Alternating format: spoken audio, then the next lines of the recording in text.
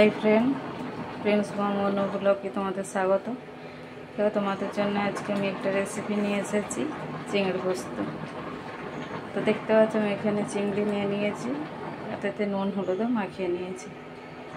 এবং পোস্ত বানানোর জন্য নিয়েছি কাঁচা লঙ্কা, কালো জিরে আর পোস্ত। তো এবারে আমি কড়াইটা গ্যাসে বসিয়ে দেবো।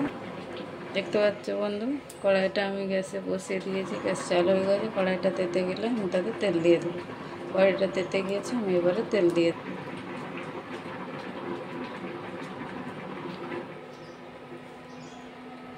তো বন্ধুরা, তেল দিয়ে দিয়েছি, এবার মাছগুলো আমি ভেজে নেব। দেখো মাছ দিয়ে দিয়েছি, মাছগুলো লালচে লালচে করে ভেজে নেব। আর পোস্ত ভাজা হয়ে গেছে, আমি উল্টে নিচ্ছি।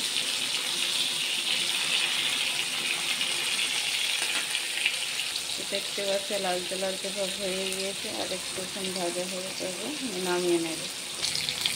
লাল লাল হয়ে গিয়েছে, আমি মাছগুলো এবার নামিয়ে নেব। তো এইভাবে আরও কিছু মাছ আছে, আমি এইভাবে লাল লাল করে ভেজে নেব।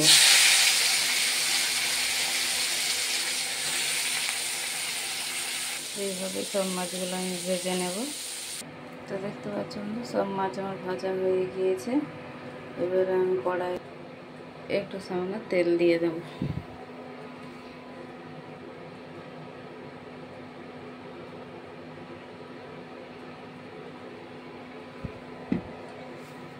আমি তেলটা একটু গরম হয়ে যায়, ফোড়নগুলো দিয়ে দেবো। তো বন্ধুরা, তেলটা গরম হয়ে গেছে, আমি কাঁচা লঙ্কা আর কালো জিরেটা ফোড়নে দিয়ে দেবো।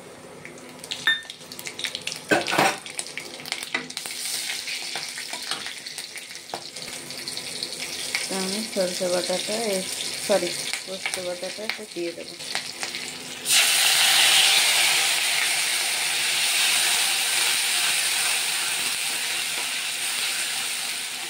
একটু কষে নেব।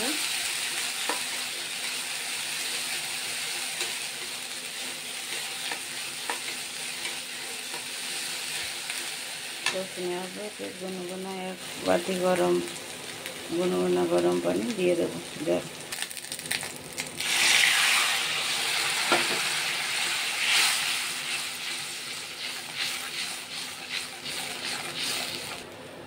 কিছু পরিমাণে সামান্য লাল লঙ্কার গুঁড়ো দিয়ে দেবো।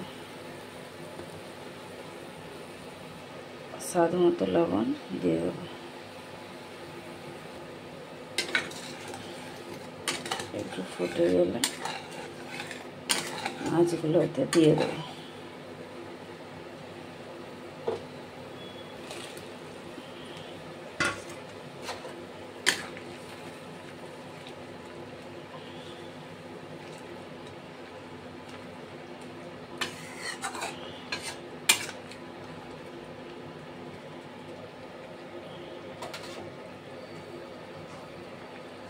একটু জল আছে, জলটা একটু মরে গেলে আমি নামিয়ে দেবো।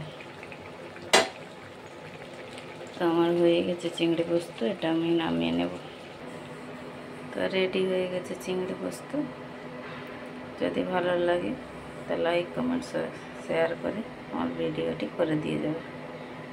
তো বাই বাই বন্ধুরা।